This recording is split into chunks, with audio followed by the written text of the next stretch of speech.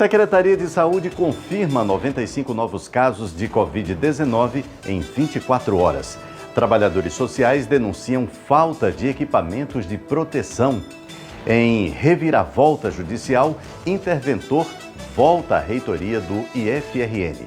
Impasse entre empresários e trabalhadores pode deixar Natal sem transporte coletivo.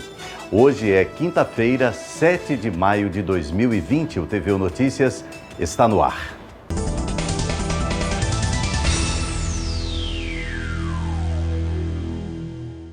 A Secretaria de Saúde do Estado confirmou mais 95 casos de Covid-19 no Rio Grande do Norte desde ontem. O número já chega a 1.739 pessoas com a doença e agora já são 76 vítimas fatais. Mais uma vez, todas as novas mortes confirmadas foram em cidades do interior do estado. São 76 mortes no total, sendo que as 4 últimas foram em São Tomé, Macaíba, São Gonçalo do Amarante e Mossoró. Dessa forma, como afirmou o secretário de Saúde Cipriano Maia, todas as regiões potiguares já registraram óbitos por causa do novo coronavírus. Além disso, outras 20 mortes estão sendo investigadas. Mas mesmo com os números crescentes, o secretário Cipriano Maia ressaltou que o Rio Grande do Norte não está entre as piores situações no Nordeste. Apenas Bahia, Piauí e Sergipe têm situações mais favoráveis. Esse nosso panorama, ele não é dos panoramas mais, digamos assim, ruins em termos do Nordeste, né? Nós estamos numa posição que nos coloca num patamar tanto de incidência como de mortalidade e de letalidade na 6ª posição dentro do Nordeste. Além de prolongar as medidas de isolamento social, o mais recente decreto do governo do estado do Rio Grande do Norte prevê multa de até R$25 mil para quem divulgar notícias falsas sobre a pandemia.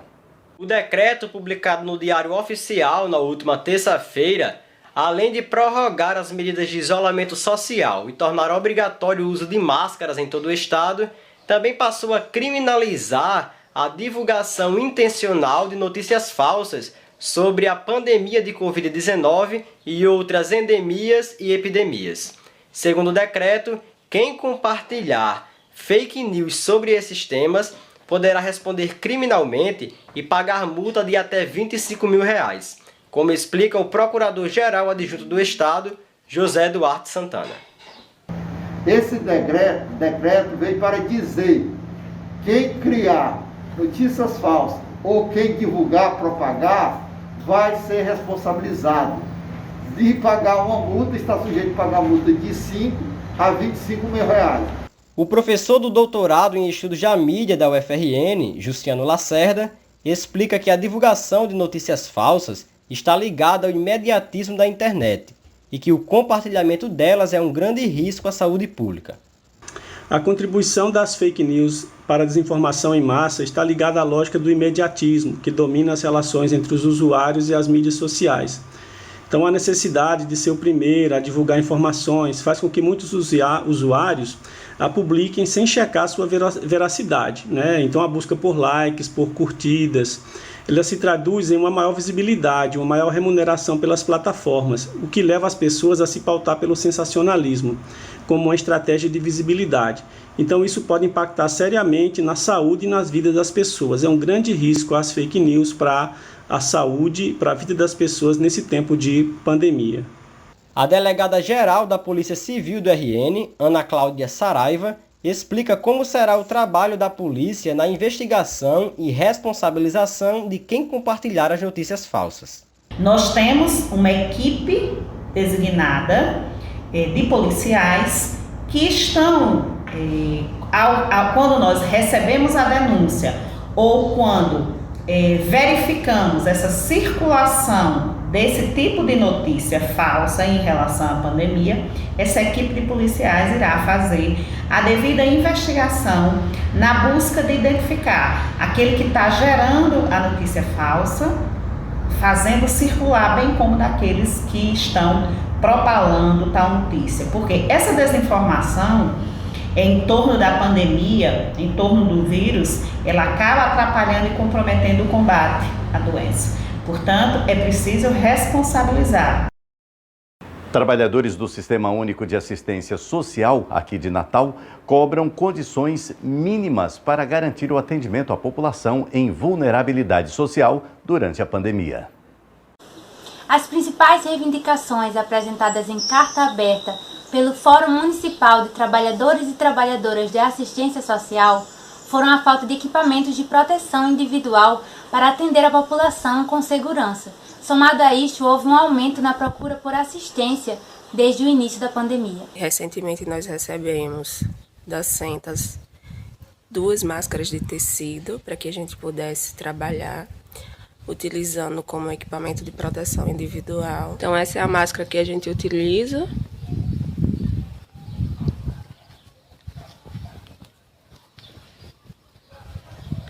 Como vocês podem ver, ela é totalmente folgada. Os gorros somos nós que compramos para proteger o cabelo.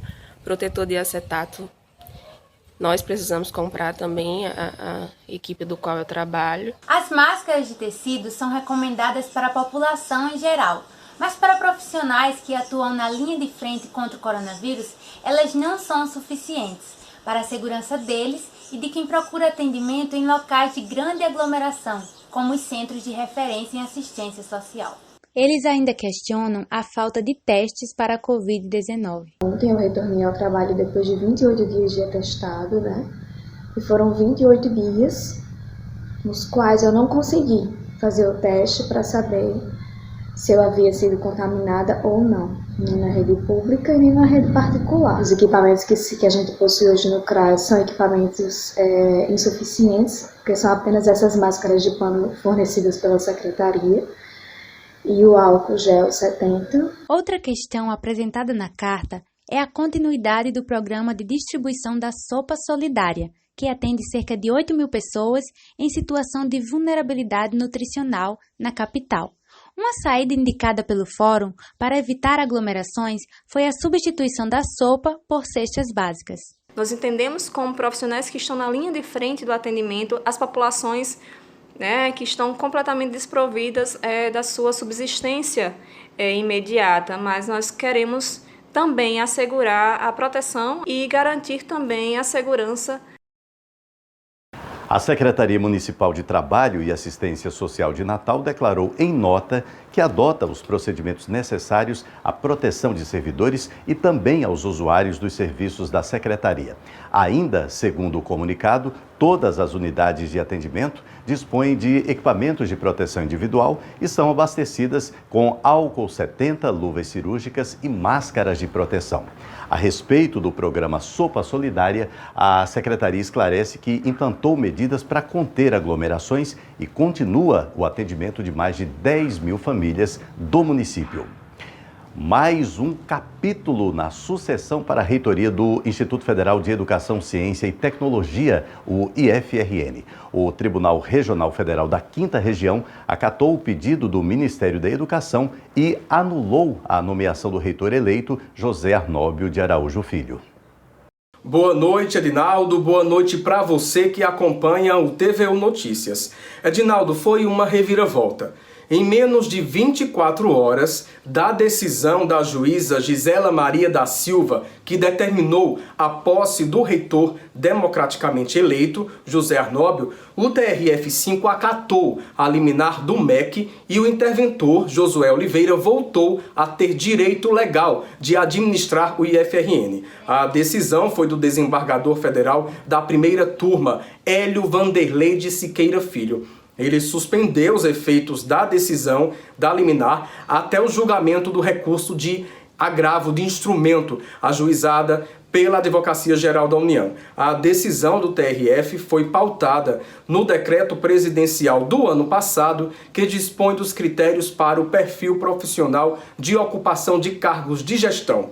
O governo Bolsonaro já publicou a recomendação do interventor Josué Teixeira em nova edição do Diário Oficial da União.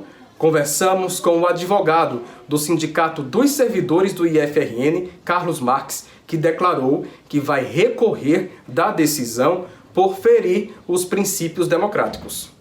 Ontem todos nós fomos surpreendidos com a decisão do desembargador do TRF5. A referida decisão entendeu que os motivos pelo qual o governo não teria nomeado o reitor eleito estariam dentro da moralidade administrativa. Com essa decisão, ele caça ou suspende a decisão da juíza da 4ª Vara Federal, doutora Gisele.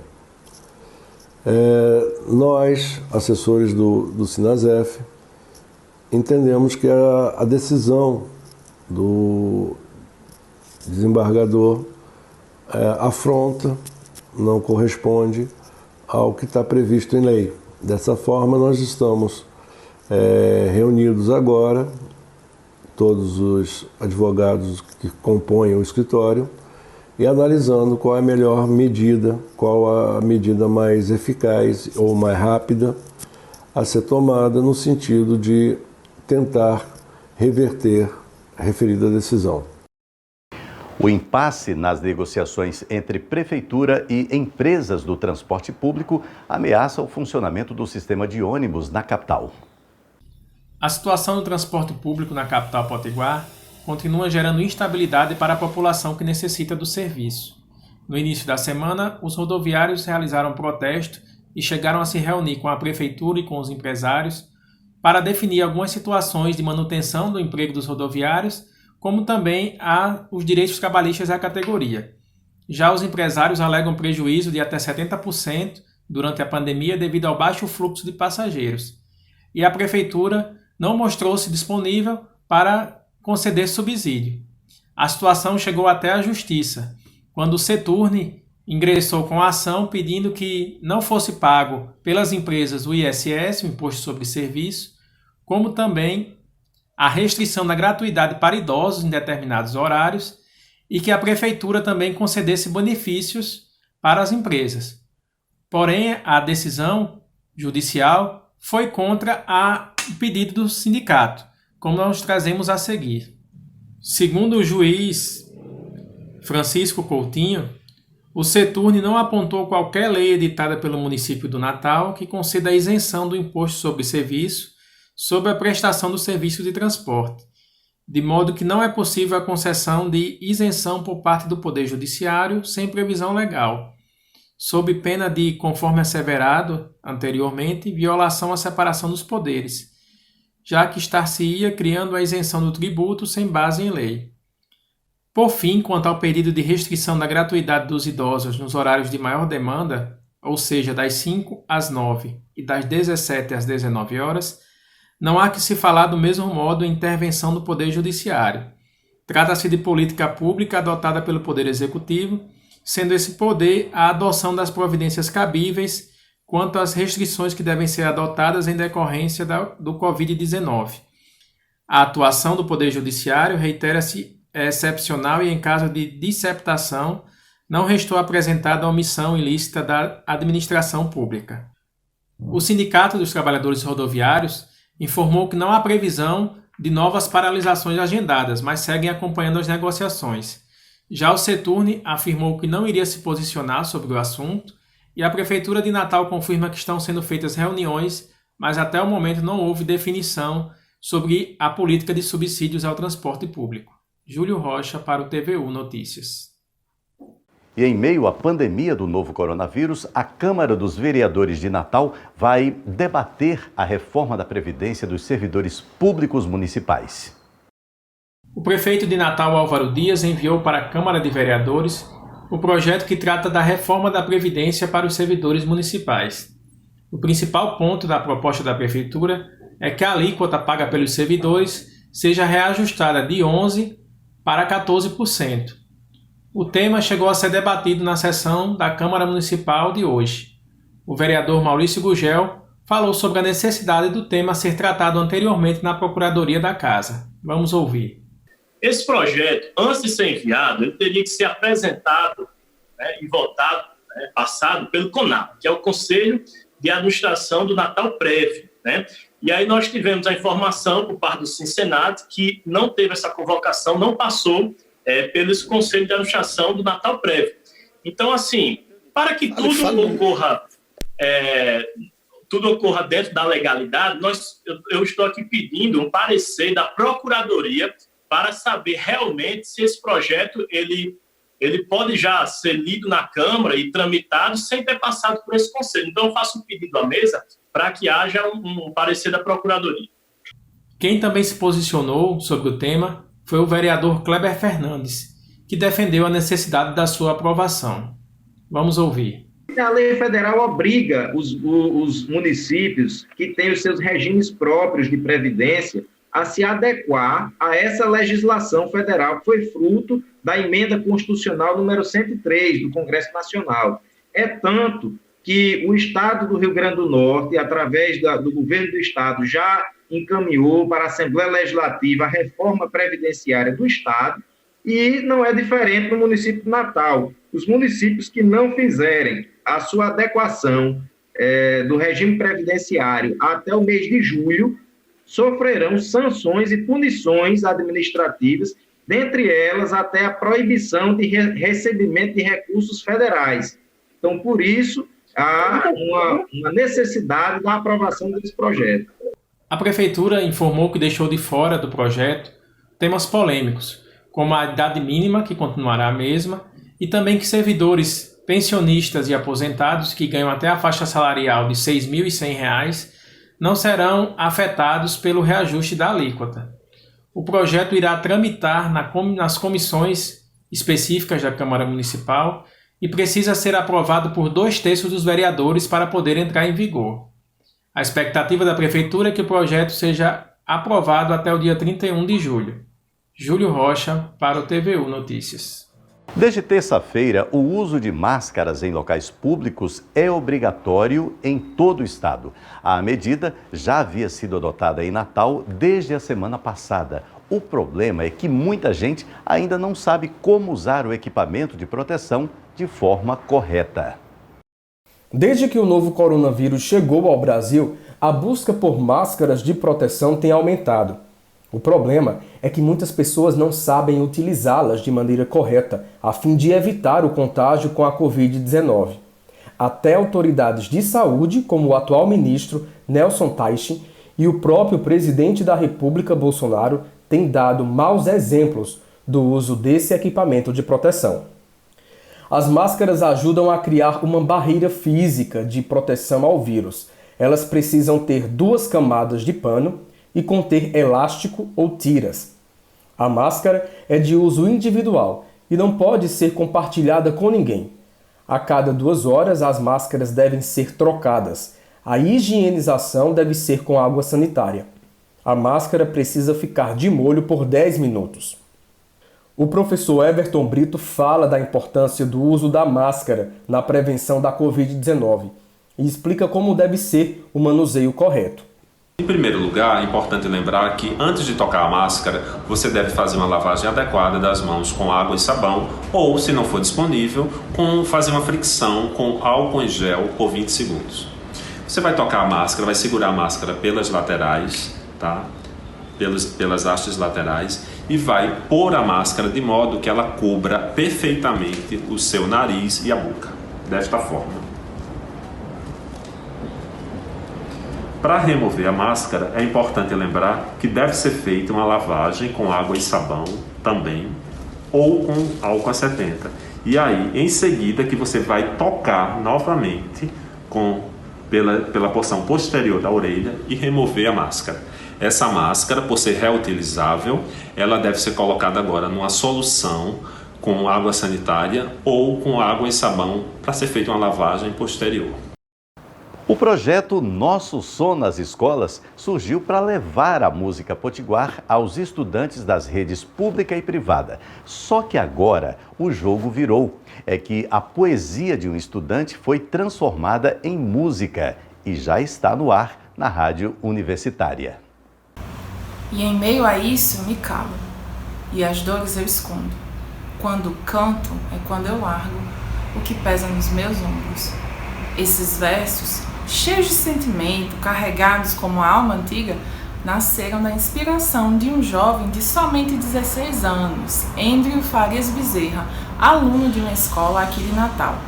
Confuso Coração Cantante, de sua autoria, venceu o concurso de poesia do projeto Nosso Som nas Escolas, realizado ano passado. Eu tinha escrito o poema e logo no outro dia meu professor veio com a proposta de participar e eu aceitei, já que eu tenho interesse em música desde sempre. Eu pensei, nossa, ter um poema meu musicado seria muito bom, né? E a premiação veio pelas mãos de Ivan Dumont, que musicou e gravou a poesia com Dani Cruz. A cantora contou pra gente um pouco das emoções que ela revisitou com o projeto. Eu lembro que quando eu comecei a compor com 13 anos, então mais ou menos aí da idade do Andrew, e recordo as poesias que eu escrevia nessa época também, o quanto eram carregadas de uma emoção muito própria desse momento de vida. O programa Nosso Som nas Escolas promove os artistas potiguares nas escolas e mesmo com isolamento social, vai realizar ações esse ano. O resultado das escolas e artistas participantes deve sair em breve e vai contemplar, além de Natal, as cidades de Macaíba, São Gonçalo do Amarante e Parnamirim. Acho que ações como essa, né, realizam sonhos e isso faz o nosso olho brilhar. E acho que ter iniciativas como essa faz com que os jovens eles percebam que podem também se expressar, né? Eu já iria continuar escrevendo mesmo se eu não tivesse ganho, mas digamos que isso deu um empurrãozinho a mais, digamos assim. Confuso Coração Cantante está na programação da FN Universitária. Sintonize 88.9 FM para ouvir. Laísa Félix para o TVU Notícias. A pandemia do novo coronavírus paralisou a economia planetária e fez o mundo desacelerar. No Descomplica Filosofia de hoje, vamos relembrar o pensamento de Parmênides, para quem o movimento é apenas uma aparência, uma ilusão. É o nosso episódio da nossa série com o professor Pablo Capistrano.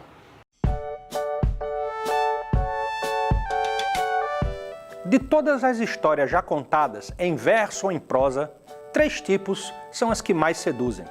As que falam sobre um amor, as que falam sobre um Deus que morre e as que falam sobre uma viagem. Num tempo em que a filosofia ainda estava ligada ao mundo mágico e lírico das musas, as mesmas divindades que encantam e conferem poder aos poetas, surgiu em forma de versos a descrição da viagem do poeta-filósofo Parmênides, um dos primeiros pensadores da Grécia Antiga. Parmênides nasceu na Itália, numa cidade da Magna Grécia chamada Eleia, por volta de 530 a.C. Ficou famoso por ter desenvolvido em versos toda uma visão de mundo baseada na ideia de imobilidade.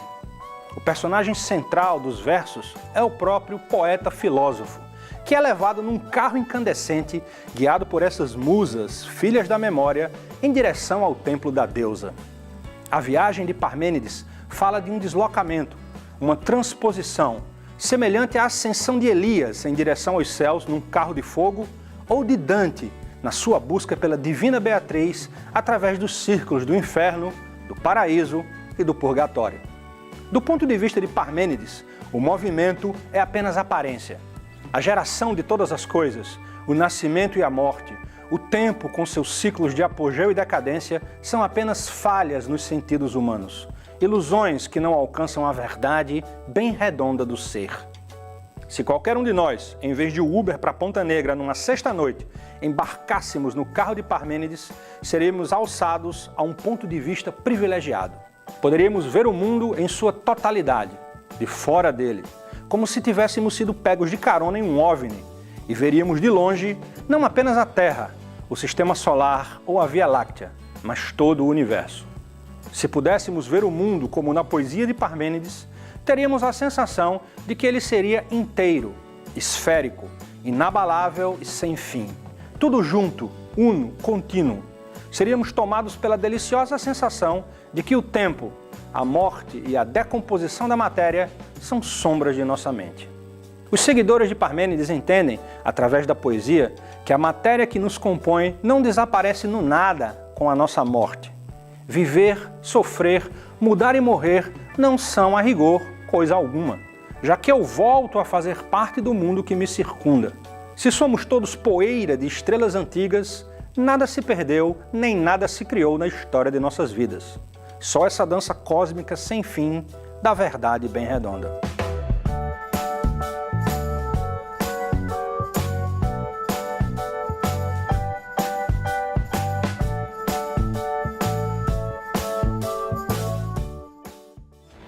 O TVU Notícias termina aqui. Enquanto durarem as medidas de isolamento social para prevenir a Covid-19, você pode conferir todo o conteúdo da TVU que está disponível no nosso canal no YouTube. Para você, uma boa noite e até amanhã. Não esqueça, se puder, fique em casa.